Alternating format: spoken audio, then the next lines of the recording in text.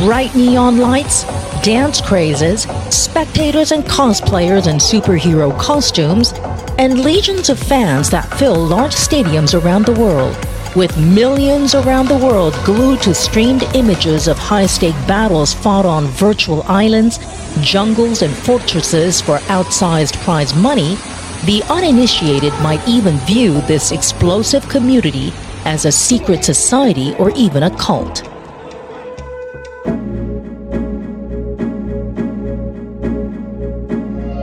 Hello, welcome to Maverick Dreamers and Thinkers. I'm Chloe Cho. On this episode, we are zooming into the world of esports that is going viral worldwide, from tweens, teens, 20s, millennials, and beyond, as the industry brings fame and fortune to its star players, as well as those supporting the entire ecosystem. What is behind this global craze whose growth is being fueled by Asia? Let's find out more about the global phenomenon from tech maverick, angel investor, CEO, and founder of Bubu.com, Shinta Dhanuwardoyo in Jakarta. Shinta is the organizer of the largest esports conference in Indonesia, a country that has as many as 90 million gamers. That's about a third of its entire population.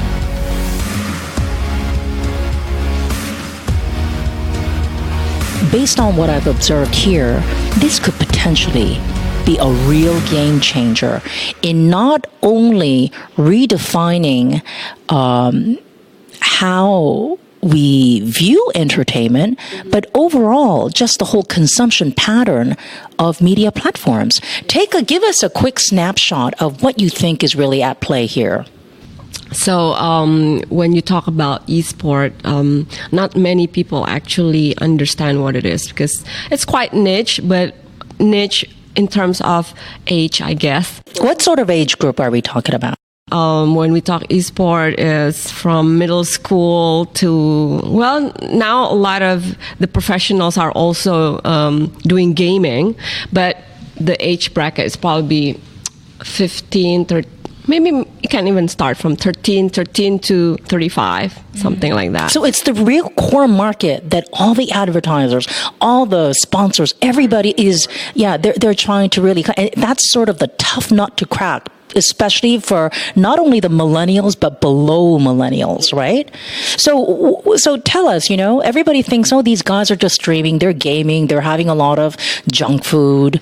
It seems like such a simplistic notion. You play, people watch, girls or guys dress up, which is called cosplay. But there is far a bigger dynamic that's going on, and they're really, really disrupting. Yes.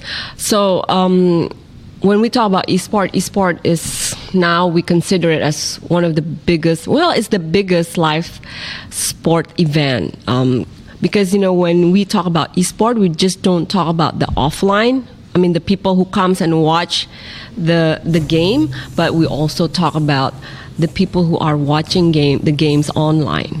So that's why we say this is the biggest live sport. Hello, game changers! Come on, gamers! We have to go global because we're changing the game. We are the game changers. For teens, esports is driving pop culture from everything from clothing to dance crazes.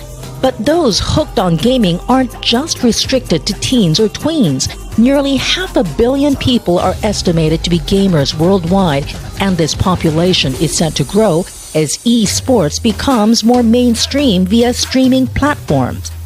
One matchup earlier this year nearly broke the internet as rapper Drake reached out to popular gamer Ninja to play the hugely successful game Fortnite, drawing hundreds of thousands online. As mobile phones redefine the way people consume media content worldwide, esports is changing the way brands, marketers, and advertisers engage their core target audience through creative messaging. Why has this turned into such a big spectator sport that draws, tens of thousands, hundreds of thousands millions. Online, and millions online, in physical stadiums, and so on and so forth? So I think the fact that esport now turns to become its own media platform with its own ecosystem. When we talked about esports, there's that ecosystem of the publisher who's making the game. There's the ecosystem of the players, the team players. There's that ecosystem of the brands that comes into the esport platform. There's also the ecosystem of the platform itself. So with all this ecosystem, it has become one of the, I think it's very powerful media for any brands to come in. But we need to understand how to navigate this esport world because it's not that easy, because even the audience needs to understand, the brand needs to understand the audience. That's what I mean.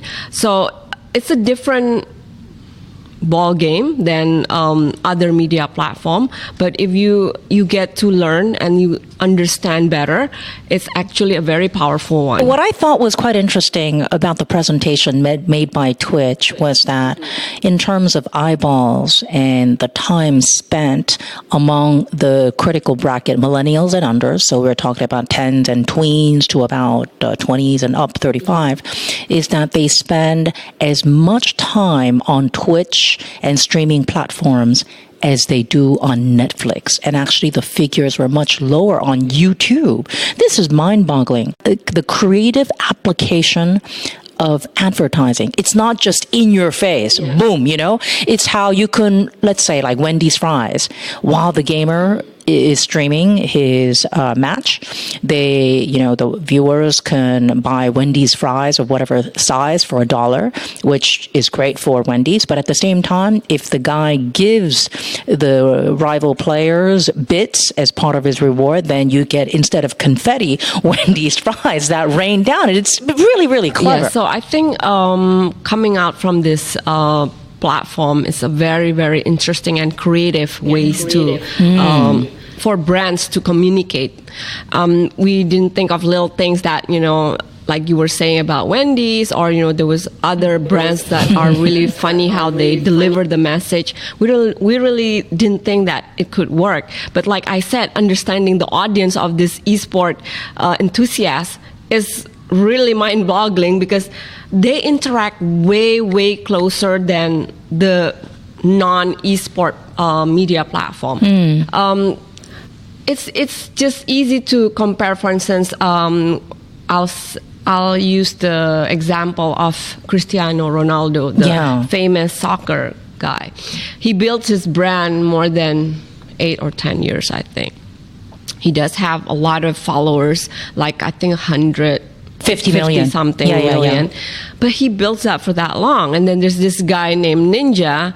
He is a very famous esport influencer. Well, he was he was in a team before, but I think he no longer, because I think he made so much money doing YouTube. So he decided to just become an influencer, and he gained like massive, almost I think 200 million in 2 years, with a very, very interactive audience. I mean, his followers are very chatty, and unlike, probably not as the same as the traditional sports because fans. they need to spend 8 hours a day doing push-ups, sit-ups, and they need to build up their muscle mass, whereas the gamers are just sitting there with their fries. Online. Exactly. So that's why it's understanding the difference, the type of audience that this traditional sports and the esport, and that makes it very much for the brands in the esport world to have a wider ways of being creative. And in a way, you're taking this social media phenomena, the Kylie Jenner syndrome, if you will.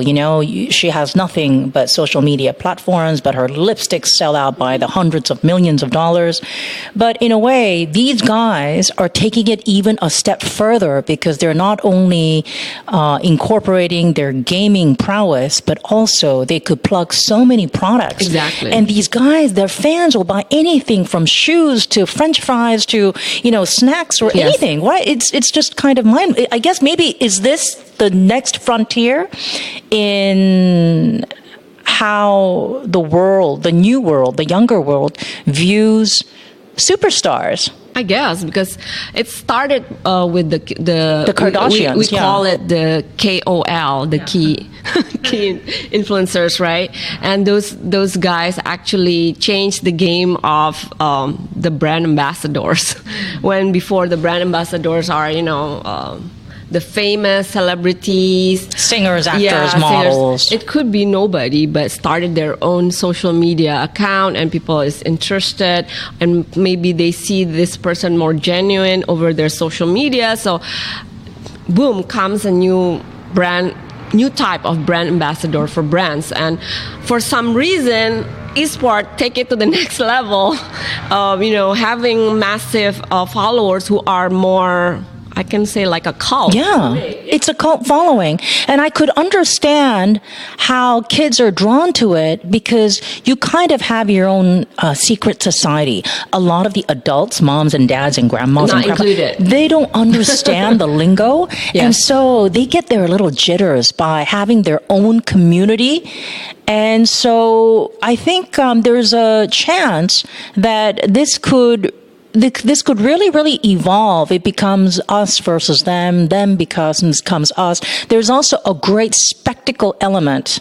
Even in the Boo Boo Esport tournament today, with the dance, with the drums, with the percussions, it's really like a rock concert. Yeah, it's like being cool in the esport tournament, in the esport world. And I think in a way it is cool because when I'm doing this, I feel like, oh my God, this is like a totally different world. And actually anyone can feel included once they go in and actually be part of it. Because yesterday I brought like one of the government officials to the tournament, and he was like, oh my God.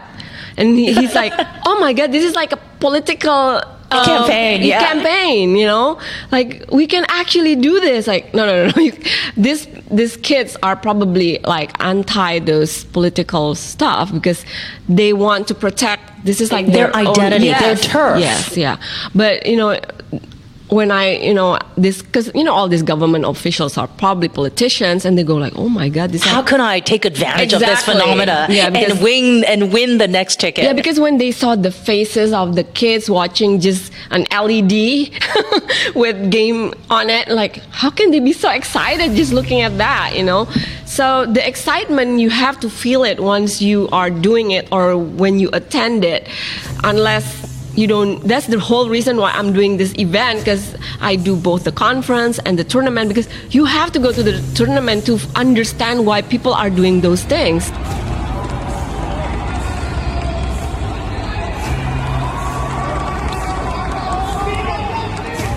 While the addictive nature of gaming is fueling calls for restraint or even a downright ban, the sheer size of the growing prize pool continues to draw hordes of today's YouTube generation into esports in hopes of becoming an overnight millionaire.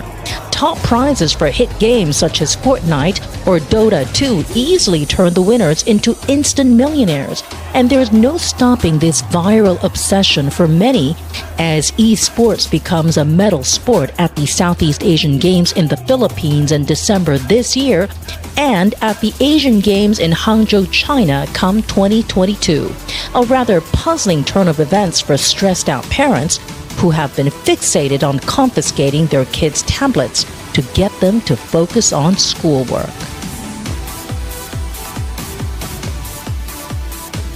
And it's amazing how you're so in the loop, because when you came back to Indonesia straight after studying in the United States architecture, you were among the first people who ventured into tech and really staked everything. 96. I mean, you look like you were born in 96. Thank you. So you were probably in your diapers then.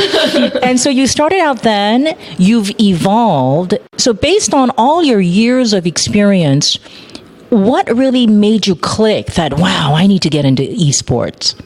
I think the fact that I'm in technology or digital, I need to evolve every time. It's like you're being chased by a dog, literally. Like, what's next? What's next? What's next? That's what's happening if you're in this world.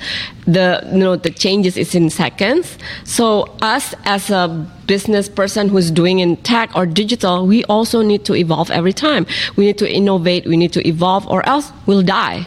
So this is why I have to keep on looking what is next, and I have to understand what brands need to get into. So if we're all talking about millennials, I have to find out where are the millennials now. And like, I was telling you yesterday at the interview, my daughter, for instance, she's telling me, oh yeah, I'm meeting my friend. And so I thought she was going out of, her apartment and meeting them for coffee. No, they're meeting hanging out online. Yes, playing game. And they chat over that game. So that's how those millennials are meeting now. The definition of the phrase hanging out is completely different from back in the days when people used to meet at, McDonald's, KFC, or whatever, or at a bar, at a joint somewhere.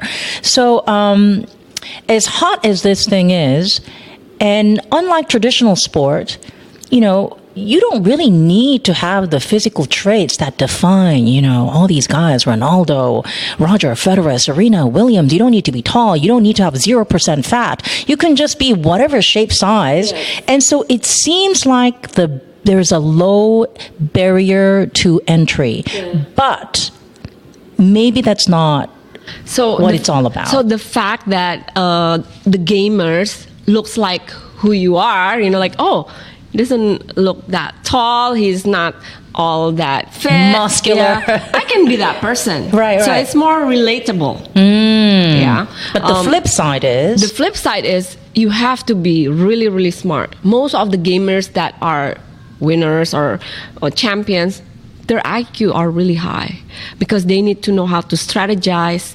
For some reason, they can do per minute like 300 actions. Some of them. So they're like super PCs. How do you do like 1 minute 300 actions? So they're like super PCs. Yes. They're super computers, and maybe that's the whole draw. So that makes it not easy also.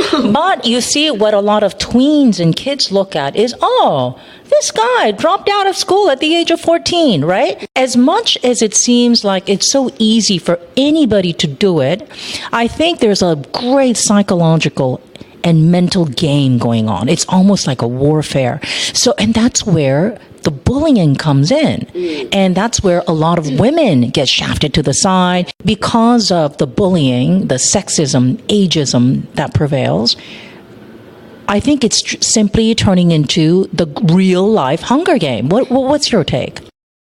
The way I see it, I think just like a traditional sport, actually, esport has been set up for men and boys.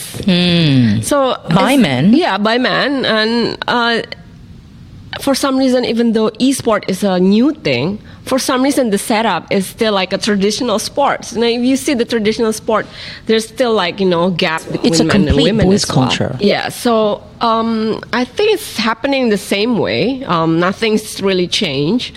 But it should be easier to change this because in esport you don't need physical ability, right? So it's just that probably because it started as a boys' game, so it kind of stays there. So if we can move it, like give platform to the women to start joining the tournaments. As long as there are tournaments to join, that's not the thing. If there's no tournament to join, that's also why would anyone invest on a girls team or a women team? So what happened after I started this Boo Boo Esport tournament with a women division? Number of the professional pro team started creating their women pro team as well because they see that's worth it. The prize pool is big because all this time the prize pool for women is very tiny. Yeah, you told me how the guys can easily walk away with a couple $100,000 in the very minimum, and the girls, you're lucky if it's like $1,000 or a couple $100. You literally just take the bus home and that's it, and maybe treat yourself to dinner. Yeah, to McDonald's. Yeah, so I think it's just the fact that no one really tried to change the game. I don't think it's because it's very doable. I think it's just get somebody to start a tournament for women with a great prize pool, then the investor will start investing on a team with women on it. Because my goal is not to actually to separate men and women in an esport, because I believe that esport is about diversity. You can have in a team both men and women playing together, but unfortunately we don't have who are the star women who are really good in game yet, because there was no platform for them to compete. So this is the reason I'm doing this. It's like, okay, let's give the women a stage now so they can start competing, and we will see who are really good from all of them. And once they're being recognized by the men, oh yeah, those are the good, those girls are really good. So maybe the goal at the end is to actually letting the girls to play together. Yeah, like mixed doubles in tennis. We don't even need to say it's mixed double. It's just like a team should have women and men. I don't know. Yeah, absolutely. Yeah, exactly. So that is the goal actually, to do that. And the only way to do it is to start giving them platform and tournaments for them to compete, to show how good they are, and they get the recognition. And I mean, Indonesia is the perfect place to do it. You have so many millennials. Indonesia's population is about 264 million. Amazing. And here, the number of gamers, depending on the stats that you look at, they vary between 40 million and 80 million. So it's the size of a big country or a couple of small countries.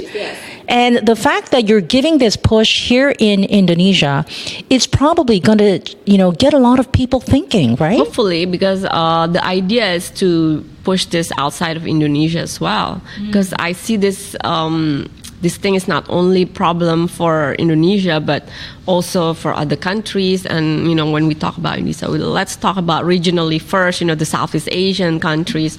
So maybe, hopefully, there'll be more other countries also creating women tournaments. So we'll have the international women tournament at the end.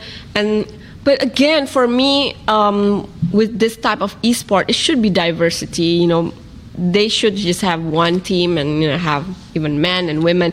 At the moment, actually, some of the team actually did have women. Not in this tournament though, but I've seen a number of tournaments in Indonesia. They have women in the team, but as a bench. I see. So they're integrated, but they're sitting on the bench. Yeah. So they must be good, They probably are good, but maybe not enough confidence to put them in a group. It's really important, I think, that this movement starts now at this point in time, because Asia is fueling the esport phenomenon. More than half of the world's estimated 500 million gaming population is actually in Asia. But ironically, I heard that the bullying and the sexism is so severe in places like South Korea that a really good woman gamer, for example, she can't show up in public unless she wears a mask, because she fears that the guys are going to beat her up. She's going to face so much backlash. It's true. I guess it's also culturally. I'm not really sure what's happening in South Korea, but I don't think it's going that extreme here. I mean, I've done some interviews of the men players, like, we had the qualifier round, so we did interview them, what do you think by having this women tournament as well? And they were quite open about it. It was like, oh, this is great. We can now actually see women team really being professional and being focused in really doing gaming tournament. So I think in the past, or most of the time, women do play game, but they're more on the entertainment side. Right. Yeah. So probably that's how the men sees it. But by doing this, the men start saying, oh, they are quite serious about this, And there's a reason why the guys are so competitive, because the prize money, it is so high. So Fortnite in the US, the winning pot, the winner, the 16-year-old winner took home $3 million. That is $1 million more than what Tiger Woods took home after winning the Masters. And, 6 times more than the Tour de France winner who had to ride the bike all over Europe. And the prize money, even for the team at Dota, it's just mind-boggling. It's 34 million, and then when you divide it up, 3 million. And even if you are the runner-up, for example, at the recent Fortnite championships, the runner-up, a 24-year-old guy, took home about 1.9 million. So it's really part of that YouTuber phenomenon. Yeah. Get rich quick, become an overnight star with a huge social media influence. I mean, there is no stop to this mentality. I know. This is actually, I think this kind of started with the startup mentality as well. Because even, that Silicon Valley thing of like, create a startup and you get your company, being bought by bigger companies, and suddenly you get rich, you become investor after that. So I think it started from there as well. And then there's this phenomenon of the YouTubers, which is just incredible. And it's happening here in Indonesia. There's also YouTubers who make so much money. Sometimes it's kind of mind-boggling for me because I have 2 teenagers at home. And you ask me whether I'll be supportive if suddenly my daughter, I guess I have to, because it's something that you cannot just stop. Like, no, you have to become a doctor. You can't really do that at this era. Yeah, the world is so changing. I mean, long gone are the days when people wanted to become firemen, doctors, lawyers, accountants. Everybody now either wants to become the next big YouTube sensation, or you want to create your own startup. They think they're going to become the next tech billionaire, or it's not even a millionaire, it's a billionaire, right? Yeah, no, million is nothing. I'm like, oh my God. I remember when I started my company, I was like, $1 million. Now $1 million is nothing. And what's really interesting is that as kids get glued to streaming, they don't even watch TV anymore. And I think that is the real game changer. So as the world changes, do you think esports could actually become the thing that takes the thunder away from not only the OTT, the regular TV networks, but also even the platforms? I think at the moment it's more, I call it multi-channel, because even the gamers themselves or the audience of the esport who are online, when they actually open, for instance, they're watching the gamers in YouTube, they will be opening their mobile phone too. They will be opening their laptop. They're probably listening to some music. So it's a multi-channel type of generations. They're looking at everything. They can multitask better than anyone actually now. Yeah, because they're so used to it. They grew up playing with tablets. Yeah, and iPads. Yeah, exactly. So it's more like a multi-channel media now. The audience are so used to it that we as a brand, or whoever wants to promote yourself or your brand, you really have to think more than just one channel, or else you may not catch everyone that's needed to be catch. Yeah. So in the end, you really need to integrate these platforms, whether you rain down French fries for your winning bid or whatever you do, as what we saw with Twitch. It's no longer about advertising or sponsorships that are directly in your face. How do you think everything will play out? Because right now, everything is so disruptive.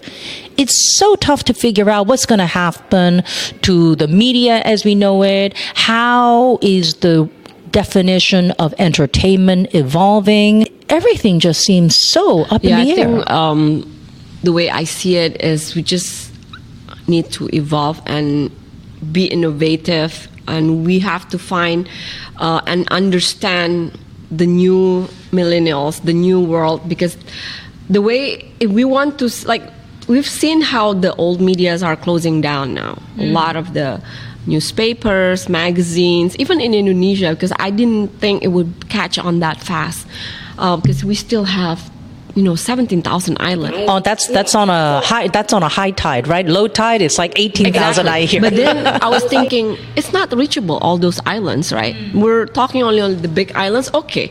So I was thinking Indonesia, probably another 10 years that will catch on, all this online. But it's the mobile that changes everything. Mobile, you can almost reach anyone. Indonesia is quite, we have a quite strong connection with the mobile, but I know there's still a lot of islands that not reachable. But probably 60-70% already reaching with mobile. So that's a big number already, right? That's why now a lot of the newspaper are like dying. Even the magazine just like turned themselves into an online magazine. Even just, I don't even sometimes open websites anymore. That's another thing. So we have to really think what's next. If people don't open website, what do they open? They open Instagram. So that means you have to be in Instagram. But is that going to take, is it going to stay for 4 to 5 years? No. Maybe in 2 years, it's another thing. Right, because you know how now Facebook is for the oldies, right? No one uses Facebook. Yeah. It's still the same company. And, Facebook was once upon a time the hot thing. And now it's Instagram. But maybe in a few years' time, Instagram will be old. Yeah. And it's going to be something else. Something else. That's why, company like Facebook, Google, they have to catch on what's new all the time. That's why they bought Instagram. Facebook bought WhatsApp. Because those are the different medias that they have to, meet the audience. So as the battle lines really get drawn and everything comes down to what's happening with your mobile phone, what's happening in the digital space, it's probably going to change the face and the fate of Indonesia. Who would have imagined? Did you imagine that Indonesia would be so vibrant and such a hot growth story in this day and age when you first came back from the US in the 1990s? Not really, because when I came back, it's more like I believe in the internet, because I was like totally blown away by internet. I was like, oh my God, what is this thing? I bet this is going to be huge one day. It's all in the game changers, the mobile phone. Mobile phone changed everything for Indonesia because now it's more affordable. People can buy mobile phone and they can be connected with anything. So that one took probably was maybe 7 years ago that it started all this crazy social media and everything else. And Indonesia one time was the second largest Facebook users in the world, which no longer though, because there's other countries like Brazil and India. Oh, you can't beat those countries. India and China with 1 billion plus population. 260 million is okay, but India and China 1 billion apiece, so that's a little bit tough.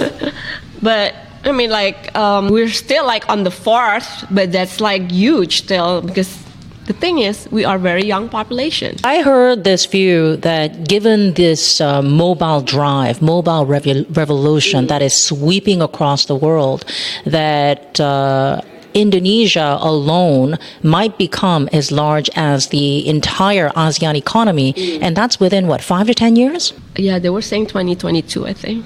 That's mind-blowing. I know. That means that you have so much, work cut out for you as you spearhead this drive to promote not only esports, but also to promote gender equality in what is increasingly becoming a turf war. Well, I'm hoping that this gender equality in esport would catch on not only, where I'm doing it here in Indonesia, but it's something that we can push globally. It's just about who can start to do it. People think, oh, it's impossible. No, it's very possible. It's just that nobody's doing it. That's how I see it. And part of this emanates from the lessons that you saw, the examples that you saw from your grandmother. Yes.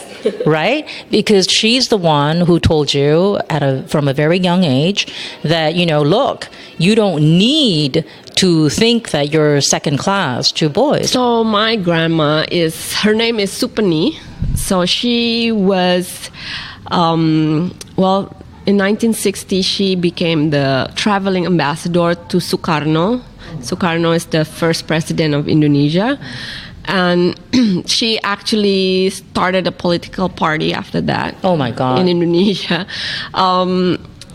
And her story is quite amazing because it was in 1960.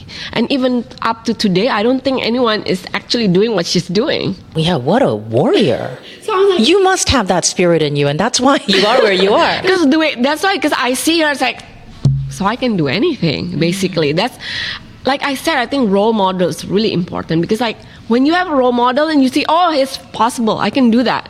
So I can do whatever, And looking at her, it's like, she was, she always tells stories like, oh, I went to this country, I met the president. So she made it sound so easy. So I said, oh, that's easy then. I can go any country and I can meet the president as well.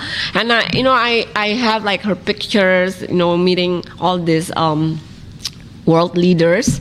And it was like, also it's like become like a normal probably. I was like, oh, that's normal probably, women should. And she wears kabaya and batiks, how do you call that? Batik wrap to go to meet. I was like, I wouldn't.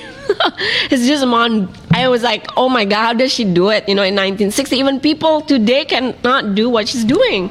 Oh, wow. It's probably no coincidence that you are what you're doing. And today, maybe the only difference is that you are the global tech ambassador of Indonesia. Hopefully.